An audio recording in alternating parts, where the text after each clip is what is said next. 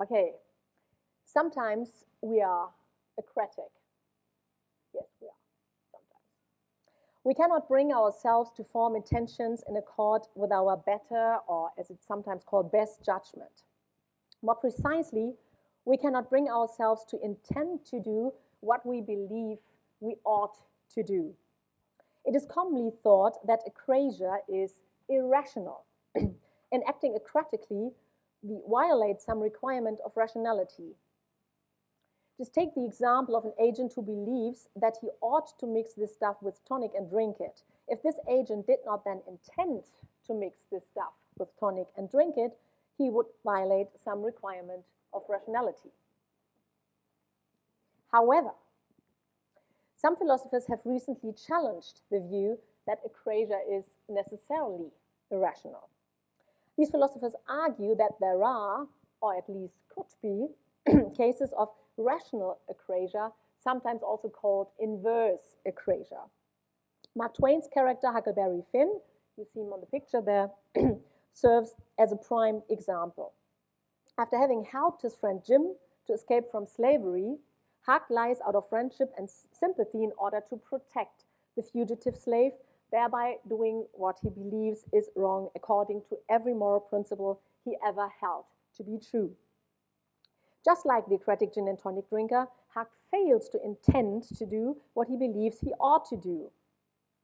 And yet, some philosophers have insisted that he thereby exemplifies the case of rational akrasia.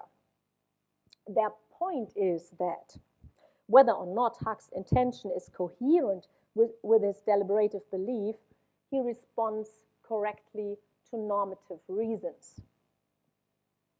This is meant to overcome the traditional idea that rational deliberation and the beliefs resulting from it have a special normative force. In this talk, now it comes what I'm going to do here. In this talk, I will argue that these philosophers misconstrue their core insight. Their core insight is that rationality must allow agents to counter akrasia by revising their belief rather than following through on it, by bringing this belief into line with their emotions. Specifically, I will argue that the rational requirement not to be akratic, and that's what I call akrasia, and that's a substitute for the old Greek term, the Aristotelian term, enkrateia. Akrasia must integrate two apparently incompatible conceptions of rationality. The one is rationality as responsiveness to reasons, and the other one is rationality as coherence between attitudes. But I will tell more about this in a second. Where will we start here? Let me begin with the challenge of rational akrasia. It has its roots in the recognition that our beliefs about what we ought to do, even when they are reached by careful deliberation and by considering all the reasons that we take to be relevant, cannot claim a privileged role in responding correctly to reasons. Rather, beliefs, even when they result from such deliberation, have to share that role with mental states which are not the product of such deliberation. As is also backed up by recent empirical research, it need not be deliberative belief which responds correctly to reasons. It could equally be, for instance, non-deliberative emotion. And in that case, emotion leads us to make better choices than we would have made had we obeyed a conflicting deliberative belief. This is precisely what the example of Huck is meant to point out. However, the requirement not to be akratic does not govern the way in which we respond to reasons. It governs the relations between our mental attitudes. Consider again the akratic gin and tonic drinker.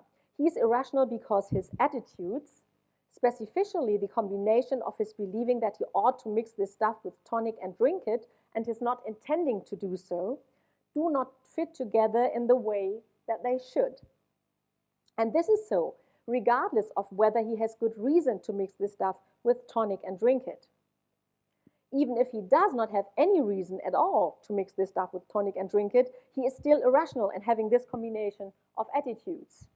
In Bernard Williams' original example, the gin and tonic drinker is in fact an example of Bernard Williams in his world-famous paper, Internal and External Reasons.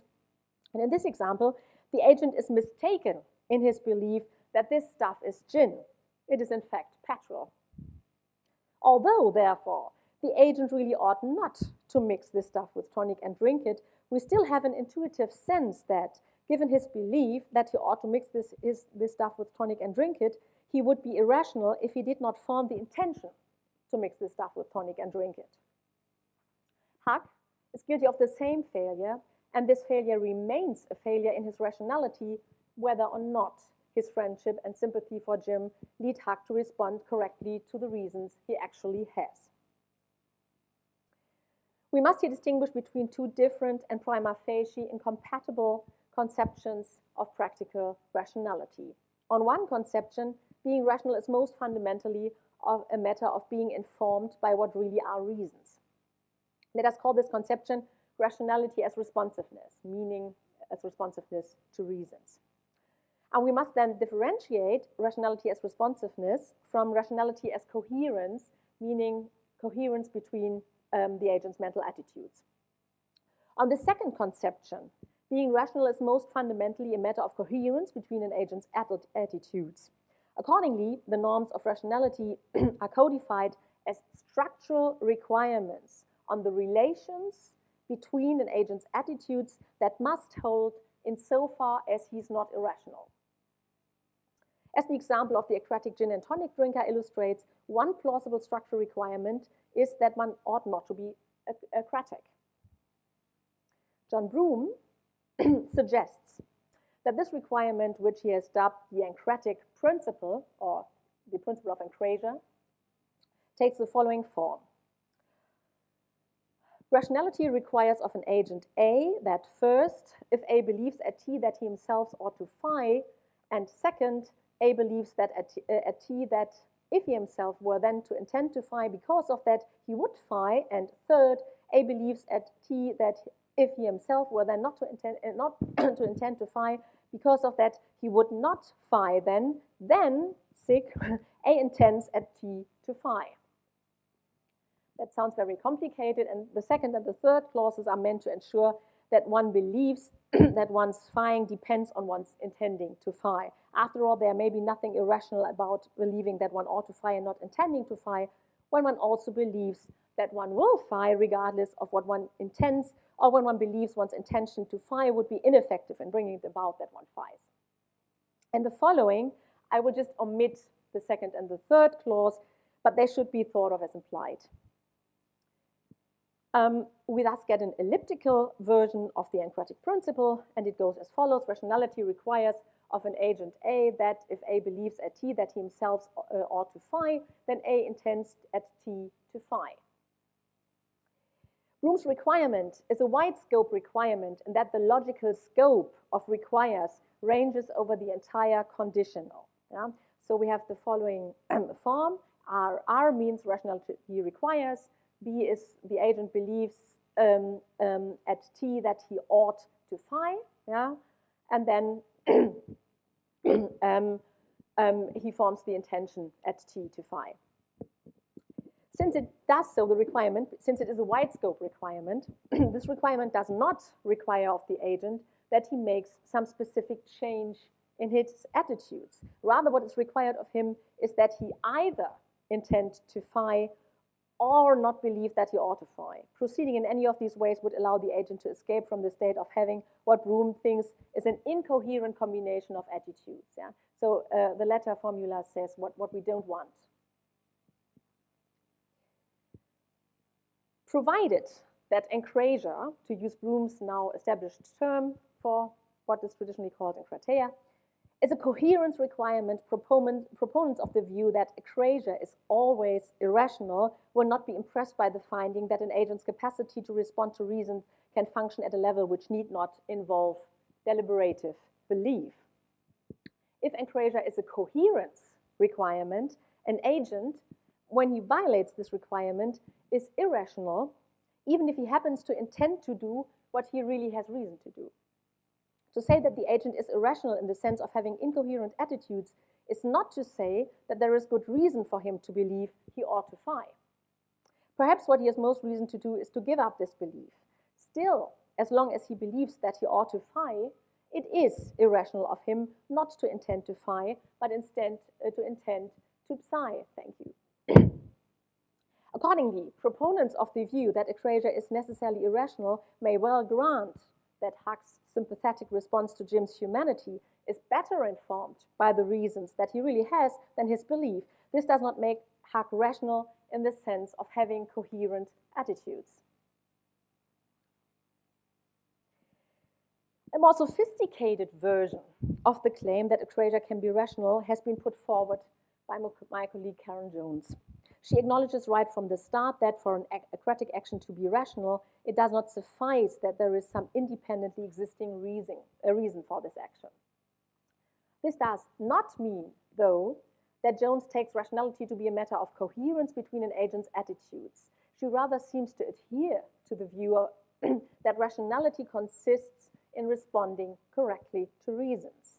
But she reminds us that it must be the agent who responds to reasons and not just certain mental states operating in the agent.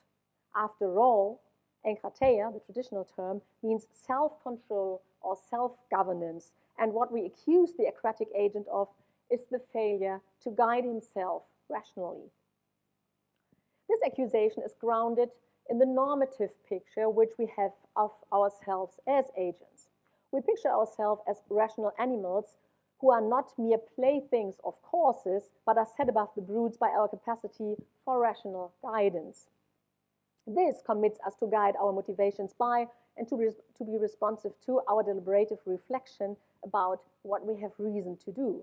As Jones points out, any plausible version of rational akrasia must account for rational guidance as a constitutive feature of agency. That is, to qualify as rational, akrasia must be rationally guided by the agent. An akratic agent like Huck must not just be driven by his friendship and sympathy for Jim while he explicitly and consciously dismisses his emotions and firmly believes that he ought to turn Jim in. In this case, it would, so to speak, it's the way in which Velleman talks, in this case it would be Huck's emotions which guide his action, but not him. I think Jones makes an important point here which explains why, when it comes to conflict between an agent's deliberative belief about what he ought to do and some non-deliberative state of his, the normative force of his belief is inescapable for the agent from his first-person standpoint. It is the content of his belief and not the content of his conflicting non-deliberative state which he sees as providing him with a reason for action here and now. This is not to deny that what an agent sees as reasons and what really are reasons may come apart, but this distinction is possible only from a standpoint other than the agent's, whose access to reason is necessarily through subjective assessment. To establish the possibility of rationally guided akrasia, Jones introduces a model of rationality as responding correctly to reasons, which is meant to enable agents to see also non-deliberative mental states as what she dubs reason trackers. Jones observes that it's in fact not only their beliefs on which agents reasonably rely, but also, for example, their emotions, and that rational action need not be based on deliberation. Therefore, it is insufficient, according to her, to acknowledge exclusively deliberative belief as reason tracking, or as a reason tracking subsystem, as she calls it. Belief is generally claimed to make up just one reason tracking mental subsystem among other such systems, such as, in particular, the reason tracking mental subsystem of emotion. As Jones puts it, agents regard both kinds of mental subsystems as reason-tracking subsystems which passively register and react to environmental stimuli. The tracked stimuli qualify as reasons in the literal sense to the agent, that agents actively relate themselves to and reflect about them so as to treat these informational inputs as possible reasons for judgment and action. This is what the capacity to reason responds, as opposed to the capacity to reason track, consists in, on Jones's account. Quote, our subsystems can reason track because we, as agents, reason respond, end quote. That is, because we, as agents, reflectively accept certain mental subsystems as generally reliable reason trackers because we reason respond. In other words, the stimuli tracked by these systems qualify as possible reasons for us. To ensure the correctness of reason responding, Jones requires that agents ought to monitor their different reason tracking subsystems in order to step in where necessary and, where possible, to recalibrate them. Within Jones's model, rational guidance therefore amounts to regulative self-control in the sense that agents are rationally required to constantly regulate their first-order reasoning tracking subsystems through their second-order conscious, reflective, and self-monitoring capacities. Rational guidance, thus understood, commits agents to the ongoing cultivation and improvement of their reason tracking mechanisms so as to ensure that they are as responsive to what really are reasons as possible. If agents satisfy this commitment, they are rational, on Jones's view. On this view, akratics like Huck are rational whenever they have no reason to mistrust the non-deliberative reason-tracking mental subsystem on which they act. Jones insists that even though, at the moment of choice, Huck mistakenly takes his deliberative belief to be true, this cognitive mistake does not make his emotionally motivated action irrational. For Huck reasonably accepts his emotions as a generally reliable reason-tracking mental subsystem, which in Jones's eyes suffices to make his action rationally guided by him. Furthermore, Jones has it that at the moment of choice, Huck cannot possibly find out which reason-tracking system functions properly, and so cannot reasonably decide which reason-tracking subsystem, belief or emotion, he should prefer over the other. This is to say, although Huck is mistaken about which reason-tracking subsystem operates correctly, his mistake does not imply any failure in his rationality. Now the question is this full-blown rational guidance? I don't think so. To guide their akratic actions rationally, it is, Pacey Jones, not enough for agents to accept that they may generally trust their emotions. This may be true, but it does not follow that they can and do trust a system in the particular case. Jones rather misinterprets the core insight of her account, which is not and cannot be that Huck, in acting against his deliberative belief, is nonetheless rational, for he does not act on a reason which he sees as a reason and thus fails to guide his action rationally.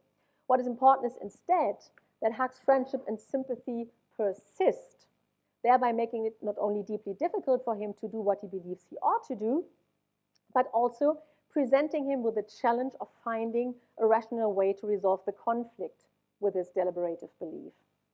After Huck has found himself unable to comply with this belief, Twain depicts his protagonist as deliberatively troubled because of his emotional situation.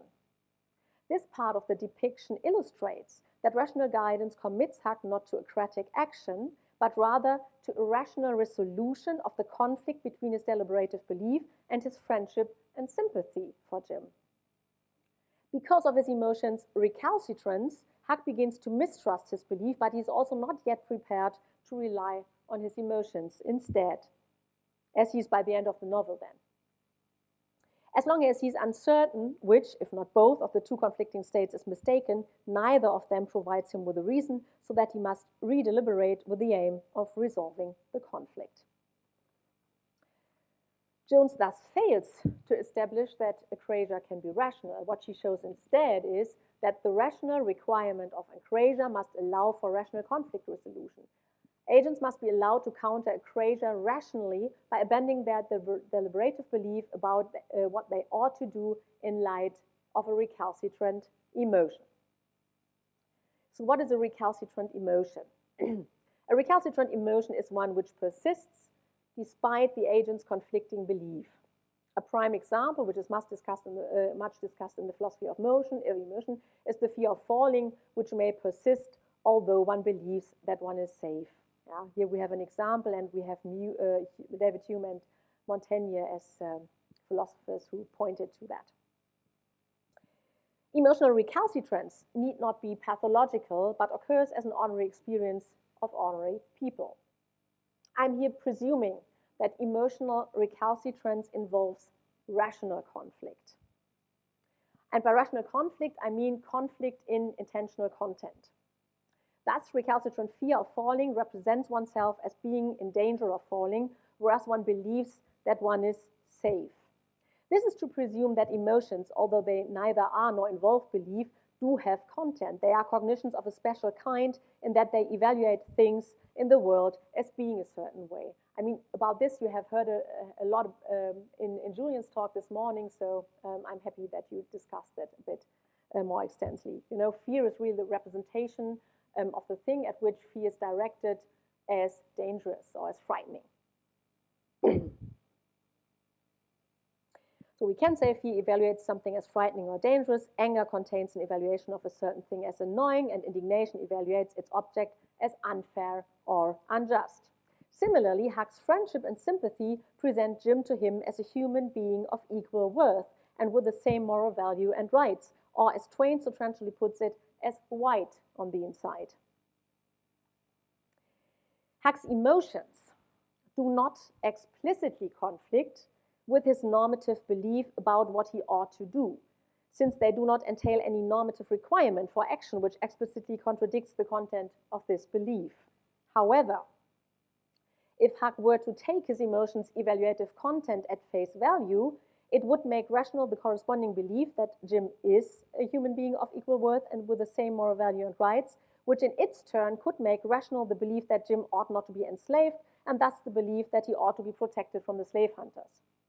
Although, at the moment of choice, Huck does not endorse his friendship and sympathy, incoherence with the content of his normative belief is, so to speak, implicit in the evaluative content of his emotions, and therefore, these emotions' recalcitrance requires him to go into one of two possible directions, either to form on the basis of his belief that he ought to turn Jim in, the intention to turn Jim in, or to abandon his belief that he ought to turn Jim in. A similar claim has recently been made by Edward Hinchman, who thereby attempts to reconcile rationality as coherence and rationality as responsiveness.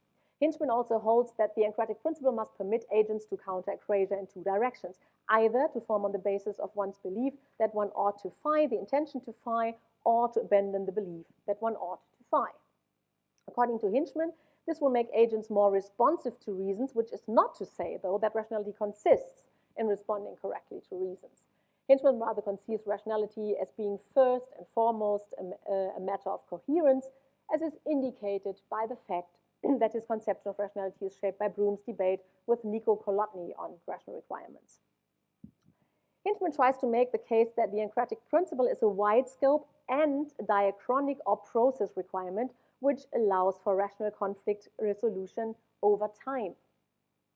This is to reject Kolotny's argument against wide process akrasia. Let us begin with an adjusted version of Kolotny's formulation of wide process akrasia. Here it is. Rationality requires of an agent A that if A believes at T that he himself ought to phi, but A does not intend at T to phi, then either A forms going forward from T on the basis of the content of his belief, the intention to phi, or A revises going forward from T on the basis of the content of his lack of intention to phi, his belief that he himself ought to phi. Kolotny's argument against wide process akrasia is simple. He claims that the second disjunct makes no sense since an agent's, quote, lack of an intention to phi has no content, which could possibly lead to incoherence. So we need always the incoherence or the logical inconsistency between contents of mental state. Hinchman rejects this argument by questioning its underlying assumption that the process governed by a rational requirement must be a process of reasoning from propositional contents. According to Hinchman, Kolotny's formulation obscures how an agent can come to abandon his belief that he ought to phi because of his failure to form the intention to phi. A failure, Hinchman says, is not a mere lack. Instead, it is, by Hinchman's light, something like the agent finding it unthinkable to form the intention, thereby coming to mistrust his belief and therefore starting to re-deliberate. Hinchman's own formulation of wide process akrasia then goes as follows. Rationality requires of an agent A that if A believes at T that he himself ought to phi, but A does not intend at T to phi, then either A forms going forward from T on the basis of his belief, the intention to phi, or A revises going forward from T on the basis of his failure to intend to phi, his belief that he himself ought to phi. Hinchman also reformulates the first disjunct so as to minimize the importance of propositional content even further, whose role is reduced to driving the reasoning only, quote, via its participation in the attitudinal element. The problem with this reformulation is that without the intention having propositional content, it is hard to see how there could be a genuinely rational way for the agent to abandon his belief instead of acting on it. Here I agree with Kolodny. One might rather question whether akrasia is a requirement of rationality. Since both the lack of an intention and the failure to intend to have no content, it is not exactly clear in what sense the conjunction of believing that one ought to phi and one of these contentless mental states, the lack of an intention to phi or the failure to intend to phi, makes the agent irrational. Both Kolodny and Hinchman overlook that the akratic agent not merely lacks the intention to phi. Instead, he forms the intention to psi, which means not to phi. After all, akrasia is acting against one's belief about what one ought to do, so that there must necessarily be an intention to perform the akratic action. For the case of emotional akrasia, it is crucial that the intention to psi and not to phi could be made rational by the emotion's content in the way that I described earlier. Were Huck to endorse his friendship and sympathy's evaluative content, these emotions could make it rational for him to protect Jim from the slave hunters rather than being merely blind instigators. In this case, Huck would believe at time t that he ought to turn Jim over to the slave hunters, while at the same time t, the content of his friendship and sympathy would support the opposite belief that he ought to protect Jim from the slave hunters. We thus get a clear incoherence, and wide-scope process akrasia reads the following way. Rationality requires of an agent A that if A believes at T that he himself ought to phi, but A does not intend at T to phi, then either A forms going forward from T on the basis of the content of his belief, the intention to phi, or A revises going forward from T on the basis of the content of his emotions, which make rational A's belief that he himself ought to psi, which means not to phi, his belief that he himself ought to phi. As explained earlier, this is what I call implicit incoherence, since the emotion's content does not directly contradict the content of A's original belief, but does so only indirectly via a chain of beliefs made rational by the content of these emotions. Underlying is a deeper direct conflict in value, as there is in Huck's case regarding whether non-whites are human beings of equal worth and have the same moral value and rights. Provided that his friendship and sympathy and not his belief track what really are reasons, by finally relying on his friendship and sympathy, Huck does both. He satisfies the akratic principle and he is responsive to reasons. Rationality as coherence and rationality as responsiveness are reconciled by incorporating responsiveness into coherence. Furthermore, the conflict between Huck's original belief and his emotions is productive. In the end, Huck comes out of it with new and better knowledge about reasons. Thanks to his recalcitrant friendship and sympathy, Huck finally comes to judge and know that Jim ought to be treated as an equal human being and hence not to be sent back into slavery. Since this does not follow from the moral principles Huck had hitherto accepted, the occurrence of his emotion has led him to question those principles and to formulate new, better, more comprehensive moral principles. Such a rational role can be played by any emotion, which is why akrasia should better allow agents to counter akrasia in favor of their emotions. So far, I have claimed that recalcitrant emotions are implicitly incoherent with the agent's normative belief that he ought to phi. Crucial for this kind of incoherence is not only that emotions are evaluations, but also that emotions have motivational force, that the agent is poised to act out of his emotions. In fact, recalcitrant emotions typically occur in situations in which the agent must decide on how to act, and often he must do so without even having the time to find out whether he really ought to phi. Recalcitrant emotions, therefore, essentially involve practical conflict. It is not just that the evaluation that they involve persists in light of an evaluative belief whose content contradicts this evaluation. This is cognitive conflict. In addition to this, the intention of the potential action arising from the recalcitrant emotion, that is the intention to psi, is in conflict with the intention to phi as the rational outcome of a chain of deliberation starting from the content of the evaluative belief. Yeah? Here I really have the practical conflict without the agent endorsing the content of his emotion. This kind of incoherence is implicit if the agent does not endorse his emotional evaluation. This is this case. But it is explicit if the agent does endorse his emotional evaluation, in which in turn, via a chain of beliefs, make rational the agent's belief that he ought to psi. Only in the explicit case is the agent theoretically irrational, that is, holds logically inconsistent beliefs. If, as in the implicit case, the agent gives in to his recalcitrant emotion and acts out of it, yet without endorsing this emotion, he is, on my account, practically but not theoretically irrational. He is irrational in that he fails to comply with this belief about that he ought to phi, but he is not irrational in that he contradicts himself by holding inconsistent beliefs. Insofar as wide process akrasia holds whether or not agents endorse their recalcitrant emotions, this requirement is thus basically a practical requirement of well-functioning rational agency. I take it that the practical conflict involved in recalcitrant emotions is at least partly responsible for why emotional recalcitrance is intuitively sensed to be irrational. Perceptualists about the emotions, like me, have argued that emotions can persist in light of conflicting evaluative beliefs because, in contrast to the content of belief, the content of emotion is not regarded as true by the agent. As Robert Roberts puts it, for the agent, the content has the appearance of truth, whether or not she would affirm its truth. Thus, Huck starts out from the belief that black people are not of equal worth to white people, but then his recalcitrant friendship and sympathy for Jim shatter this belief by presenting Jim as a human being of equal worth to him. On my perceptualist view, Huck does not thereby violate the basic principle of logical consistency that not bracket P and not P, close bracket, as long as he does not endorse the content of his recalcitrant emotions.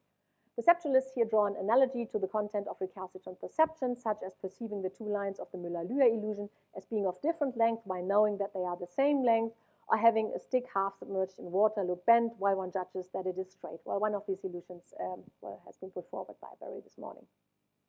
In both cases, even though the content of the respective experiential state contradicts the content of the agent's belief, he is not irrational because he does not contradict himself insofar as he does not regard the experiential state's content as true. Against this analogy, critics, one is sitting here, have objected that it fails to capture our intuitive sense that, in contrast to recalcitrant perceptions, recalcitrant emotions are irrational. Which is not to say that recalcitrant emotions are as irrational as recalcitrant beliefs would be. Still, Huck is in trouble and feels torn between his belief and his emotions, whereas the knowing perceiver of a visual illusion is complacent and normal. My perceptualist explanation of this difference is partly in terms of the practical conflict that I just outlined. Only recalcitrant emotions, but not recalcitrant perceptions, involve this kind of conflict. However, one might object that there already seems to be something irrational in experiencing a recalcitrant emotion, independently of whether one acts out of it. This leads me to the second part of my perceptualist explanation of the difference in question. This difference is also due to the fact that emotions, but not perceptions, are based on concerns. Emotional representations are evaluations because emotions represent the world in light of the agent's concerns. Huck reacts to Jim's distress with sympathy because he is concerned about this fugitive slave who gradually turned out to be a true friend. Now, some of these concerns are what I call agent constitutive, that is, make an agent the particular agent that he is, so that their denial would amount to denying a part of himself. Huck's friendship and sympathy for Jim give us a perfect example. We may say that Huck is a different agent depending on whether he adheres to or breaks with the values and norms of his slaveholder society. By finally endorsing his friendship with, and sympathy for Jim, Huck undergoes significant change in his character so as to warrant the judgment, whether by himself or by others, that he's a different or no longer the same agent, even if he's numerically the same person. Gary said this morning that he's not so much interested in numerical identity, nor am I. It's personal identity in a different sense. This change is brought about by Huck's recalcitrant emotions, which make him see things differently and whose content he need not endorse in any way to understand that they challenge him as the particular agent that he is. It is because of his emotional perception challenges his agency that in experiencing his recalcitrant emotion, Huck feels torn, whereas a perceptual illusion would leave him puzzled at most. Therefore, he is required to reconsider and possibly revise his concerns. Huck's agency thus requires a kind of coherence, which is not mere logical consistency, but includes the satisfiability and not least the priority of an agent's different concerns. Let us be clear, though, that the concerns involved in a recalcitrant emotion need not be agent constitutive. In that case, they do not threaten well-functioning agency. In such cases, the subject in merely experiencing a recalcitrant emotion is not irrational in any sense. To see this, consider the following entry headed, "Help me enjoy the scenic views that I found in a hiking forum on the internet." Quote, "I'm an avid hiker, and as are most people that do such things, interested in the nice views at the top of mountains, cliffs, etc. However, I have a fear of heights that is limiting my ability to do and enjoy certain hikes. My fear is specific to being in a high open space near the edge of a steep drop. Does anyone know if it's possible to conquer a fear of heights through repetition, mind tricks, something else?" End quote. This avid hiker believes that it is not dangerous to hike in the mountains, and yet his fear of doing so persists.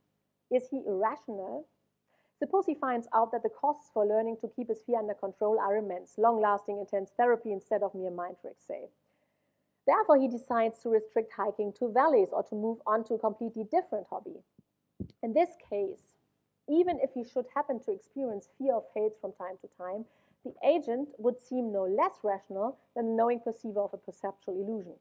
We would face a different case if, and only if, the hiker is avid in that mountain hiking is an agent constitutive concern of his, which he finds challenged by his recalcitrant fear. In this case, the agent is required to find rational resolution, not just in order to avoid logical inconsistency, but because otherwise he could no longer be the particular agent that he is. To sum up, there is more to well-functioning rational agency than logical consistency. Nevertheless, agents are at least implicitly inconsistent in assisting in acting out of a recalcitrant emotion, and they are, in any case, practically irrational in doing so if they have not yet made up their mind whether or not they ought to phi. While process akrasia requires rational solution of the conflict between the belief that one ought to phi and a recalcitrant emotion which motivates one to act on the intention to psi. Thank you.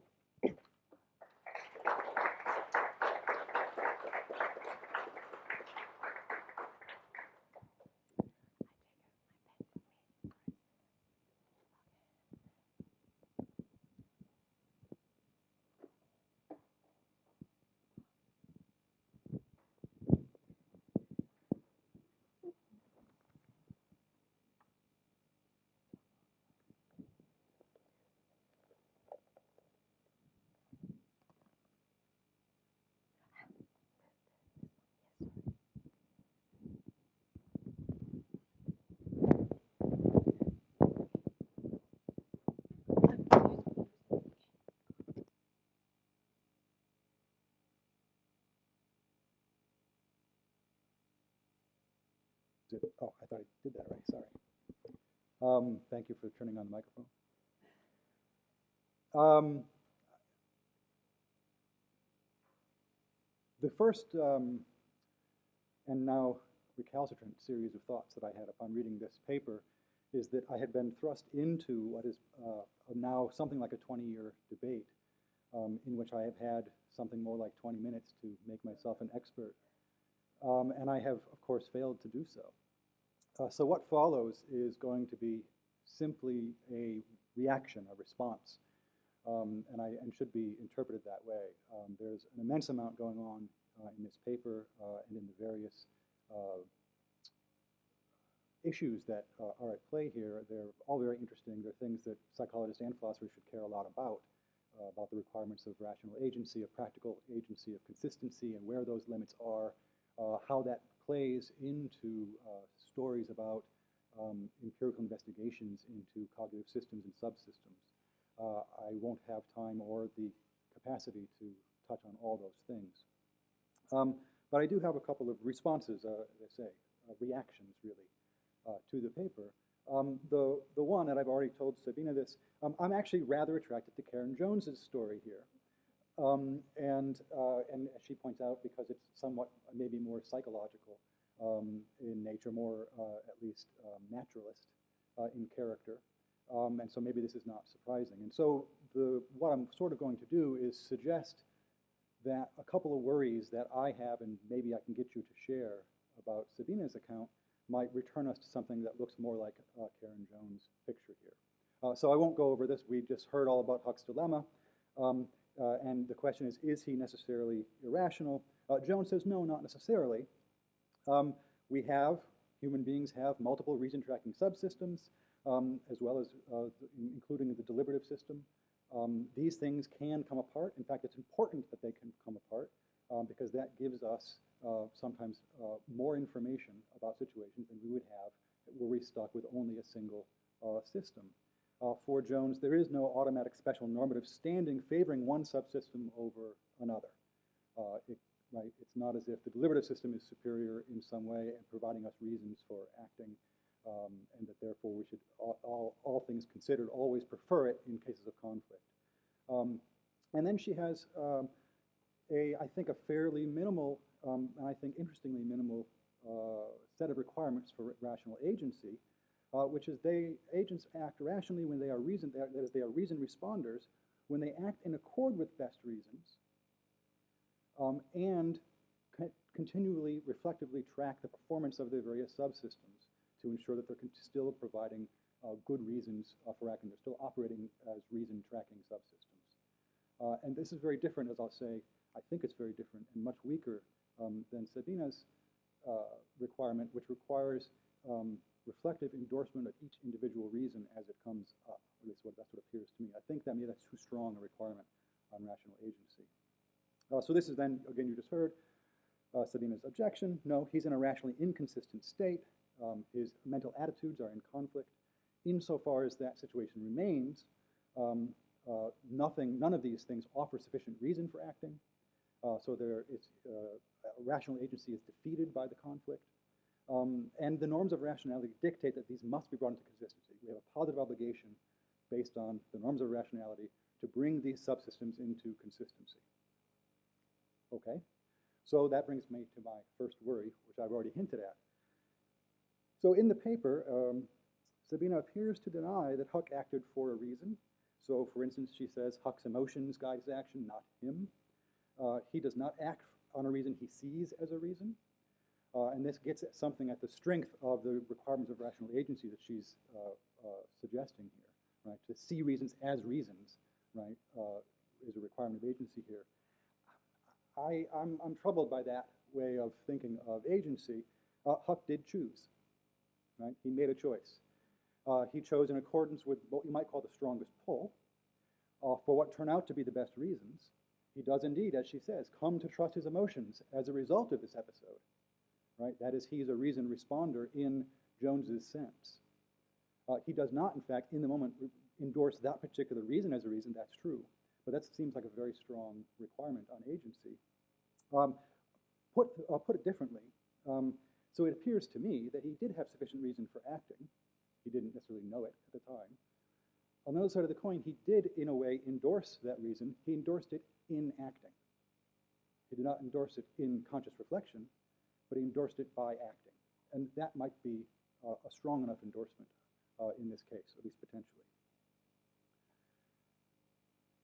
So then my first worry, put differently, is I think maybe Sabine's criteria for agency are a bit too strong, and I'm a little troubled by the implication that emotional motivations for acting undermine agency, or potentially do so.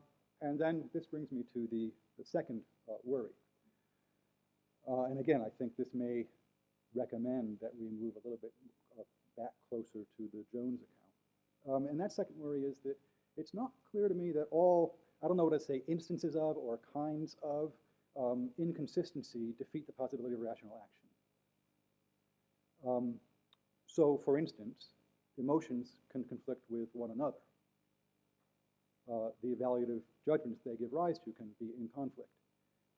What's interesting about that case for emotions is that often that gives us more information about a situation and useful information about a situation, and we can act, as it were, in light of that conflict, right? We choose an action from the conflict.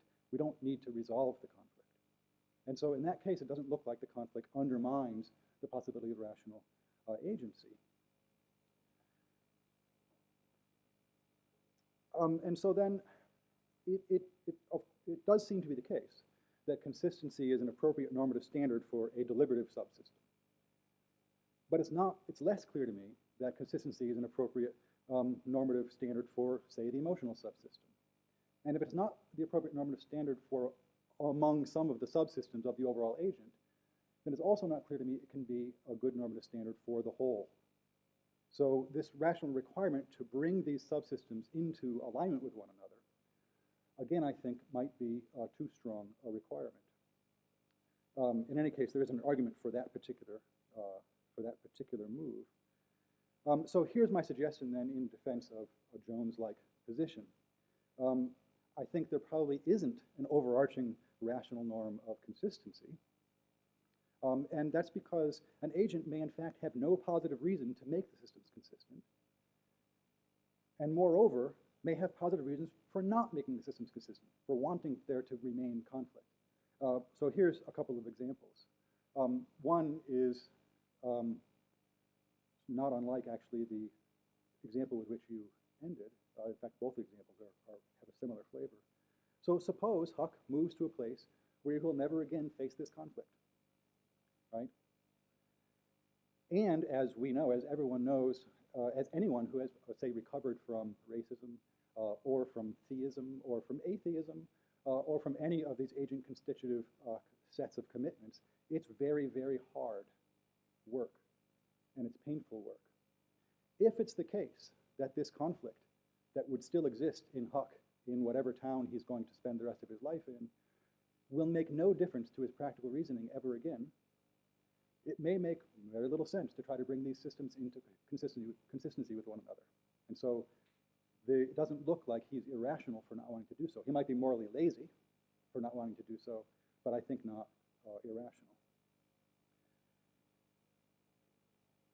Here's a case where you might think gives you a positive reason to not bring systems into alignment with one another. Many studies, and I'm thinking mostly of Paul Rosen here, but there are others, demonstrate that feelings of disgust are recalcitrant to alteration by belief. So for instance, people will not drink their own saliva after spitting into a cup, despite having incentive to do so, say, I'll pay you $100 if you do it, and justified true belief that it's perfectly safe to do so, and of course that we swallow our own spit all the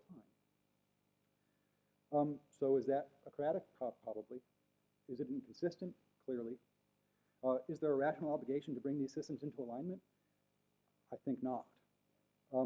Suppose you have good reason to believe that the targets of disgust can't be individuated sufficiently finely grained, in a sufficiently fine-grained way, that you could adjust your response to your own saliva without also adjusting your response to lots of other things that you are currently disgusted by. And I don't know that that's true, but I'm willing to bet a lot of money that that's true, that the objects of disgust are not fine-grained in the appropriate way, that they would need to be in this case. Now it looks to me like you have a positive reason to leave the conflict be, just in case you think that your disgust system is working appropriately and keeping you from various kinds of contagion. And then this gets to then this sort of larger issue, and I'll end here, leaving now lots and lots of time for questions, which is there is in the background of this debate a question about what role empirical results might have on setting limits to appropriate standards of normative, appropriate normative standards. this case of disgust might be one of those cases where we might think that if there are cases, empirically, right, demonstrable cases, where we would want there to remain a conflict between our reason-tracking subsystems, that might suggest that a normative principle that required us to bring these systems into alignment with one another is not actually an appropriate normative standard for human beings as we are. And I will end there. Thank you.